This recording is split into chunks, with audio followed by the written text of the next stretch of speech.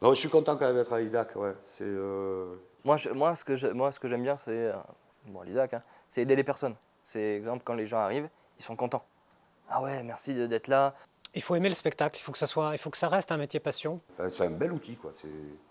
On est un peu plus que des magasiniers, j'ose espérer. On va dire que c'est un tronc commun dans ce type de boulot. On est polyvalent à ce niveau-là. On peut tous le faire et on le fait tous. Je fais un boulot de technicien d'accueil en fait, sur le matériel de l'IDAC. Ayant été musicien, donc je connais très bien les attentes des artistes. Donc si jamais il y a un souci, bon, voilà, moi je suis là et c'est moi qu'il faut contacter si le problème n'a pas été résolu par le régisseur de la tournée évidemment. Et moi j'estime qu'on ne peut pas tout gérer d'un bureau. On ne peut pas être partout non plus. C'est-à-dire qu'avec le nombre de contrats qu'on fait habituellement, qu'on fait durant l'année, on ne peut pas non plus aller sur tous les spectacles, on est bien d'accord. Donc on a 3 thématiques qui sont la lumière, le son et puis l'accueil d'un spectacle.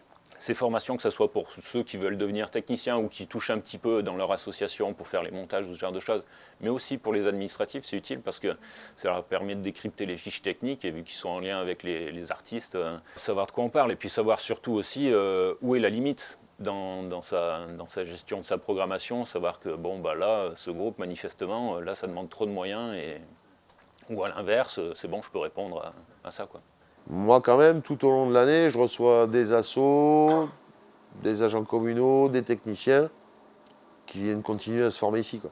Et donc le but, parce que là ça se passe plutôt sur la métropole, le but c'est d'essayer d'aller un peu plus au contact aussi des gens. J'aime bien aussi tout ce qui est faire du conseil à l'équipement, parce que j'aime bien me déplacer, aller voir les salles, essayer de leur dire bon bah là il faudrait peut-être investir plutôt là-dedans. Il faut raisonner en fait en politique culturelle, c'est-à-dire en qu'est-ce qu'on va mettre dans cette salle, qu'est-ce qu'on veut faire, est-ce qu'on va faire du théâtre, est-ce qu'on va faire de la danse, quelle est la jauge qu'on veut, comment elle va être utilisée, avant de se dire on va fabriquer la salle. C'est plutôt ce qu'on va mettre dans la salle qui va permettre de déterminer l'équipement en fait.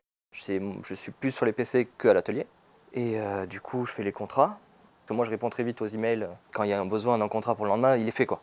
Il est fait, etc. Et les gens ils disent ah, merci, le matériel marche bien et tout. Et moi, ça, j'aime bien ça. Cette notion d'aider les gens, administratifs, les contrats, les prêts, les réparations quand il y en a, le nettoyage du matériel, le rangement. Depuis que je fais le contrat, je parle à des associations, tout ce qui est mairie, etc. Dès que les gens viennent me voir, c'est pour du prêt de matériel. Ça commence par là. Après, on essaie de vendre un peu le reste. Puis moi, en fait, j'avais l'avantage quand je suis arrivé sur le parc ici, c'est que je connaissais parfaitement déjà tous les élus.